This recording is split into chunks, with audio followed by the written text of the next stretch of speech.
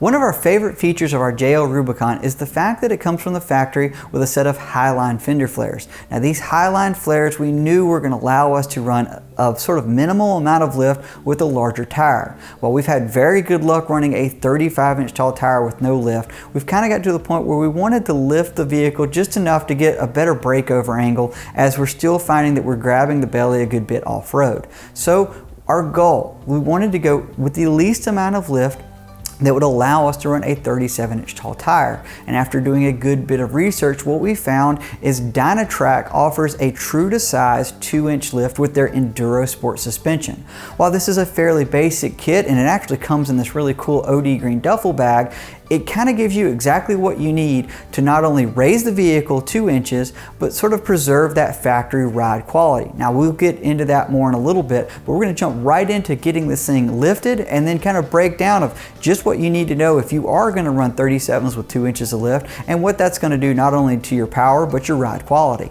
Now for you do-it-yourself guys, you'll definitely appreciate this is a very easy install kit. If you're doing it at home, all you're really going to need are a few jack stands, a floor jack, and some basic hand tools. Now Dynatrac not only gives you good instructions, but if you do get a little hung up, you can go on their YouTube channel and check out everything you need to know. If like, oh, that's how you put that there, that'll help you out along the way. Now, breaking apart the front end is pretty straightforward. All we're going to need to do is break out a few brake line guide bolts that are running between the frame and the front axle. We've got to disconnect a handful of plugs on the axle side, so when we do droop it out, we're not ripping a wire out. And then from there, we're going to take off our front sway bar links, get rid of them completely, and take off the front shocks. Now here's where we can drop out the coils and why we want to talk about coils real quick. So the new EnduroSport coils, they are a 2-inch lift coil. They are not side specific, so just grab one and put it in. Now before you do, it is very important, if I can find this here,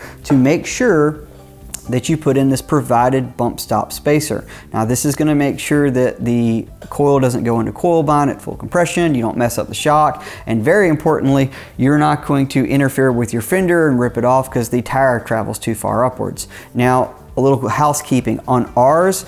We actually had played about a year or so ago with doing 35s and no lift, and in doing so we got a set of adjustable coil spacers and we drilled out our bucket to accommodate them. So these won't work because we've already modified our buckets, so you'll see a polished aluminum set instead of these black ones. These work perfectly fine. We just happen to have a set that have a bigger hole, then thankfully we kept them so we can use them on the suspension kit.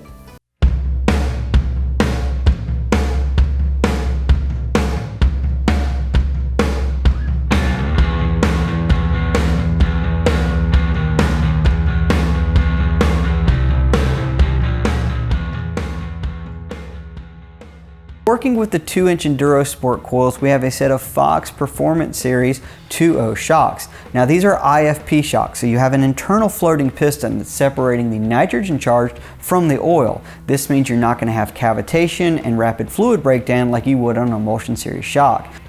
With the rear sway bar links already moved to the front, all we had to do then is break down the rear coils and shocks off of the vehicle. Now beyond having to put a little bit of RTV on the isolators in the back to make sure they stay in the right spot, it's a very straightforward and easy process. Now another thing is you're going to go ahead and bolt on the new provided sway bar links and the bump stop spacers. If you're going to be doing this install at home and you want to make sure you get your steering wheel straight, go in the off-road pages if you have it on your JL and look at your steering degree finder. Set it to 0, and then all you'll need to do is adjust your drag link until your steering wheel is straight.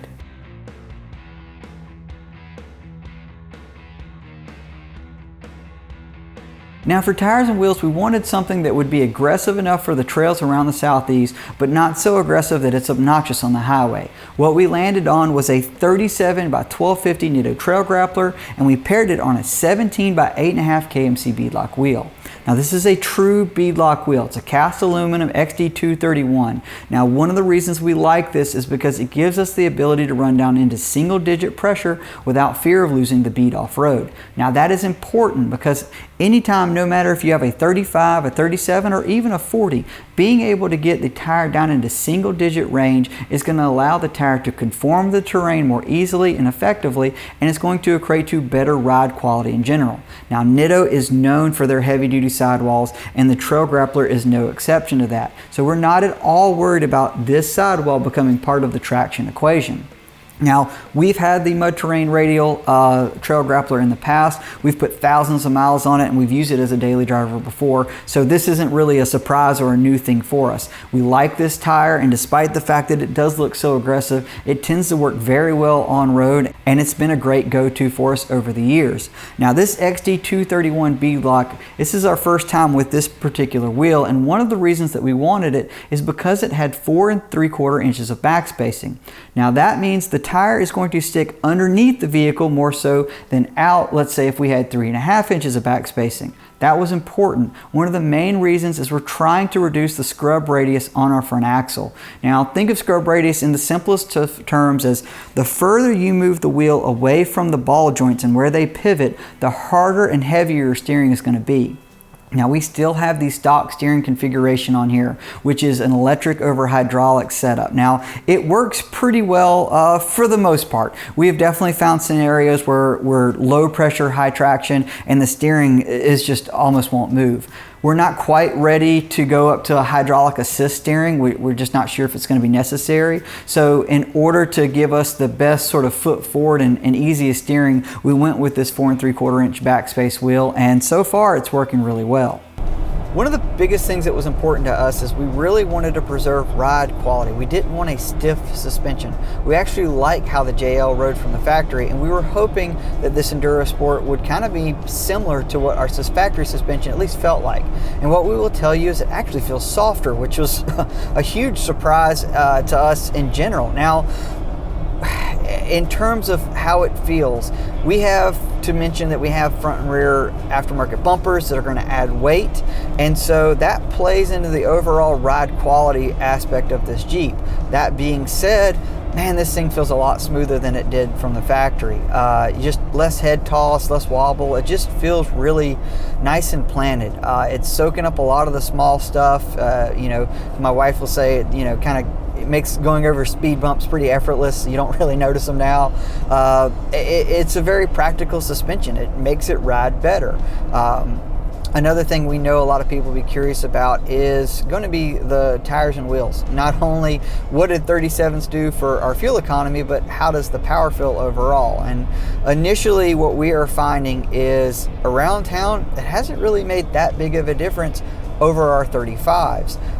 The big difference we're noticing is on the highway. It doesn't keep 7th and 8th gear as well. That being said, we've still been able to go 60, 65 miles an hour, which is more common for around here, and it's holding 7th gear no problem, and occasionally holding 8th. Now, if we're 55 miles an hour and just cruising local roads and whatnot, it's fine. You can still run 8th gear, and we're getting about 15 miles per gallon. And that's not great, but this thing has never really gotten great fuel economy for us in general. Overall, it's kind of hard to say. Normally we would definitely say, hey, if 410s and 37s are on your sort of Jeep parameter, yeah, you definitely need differential gears. Right now, it's livable. Would we go with gears later? Maybe so. We miss a little bit of that snap that it used to have coming right out of the gate. We think a 488 would probably complement this setup pretty well, but overall it's not terrible, and it's definitely pretty livable. So you don't necessarily have to go to a 37 and then immediately feel like, oh man, I've got to re-gear this thing. Now, again, this is a Rubicon, so we've got the 410s from the factory, got the 8-speed, and we're a 3.6 liter. So that's our powertrain, that's our package, and we're pretty happy with it.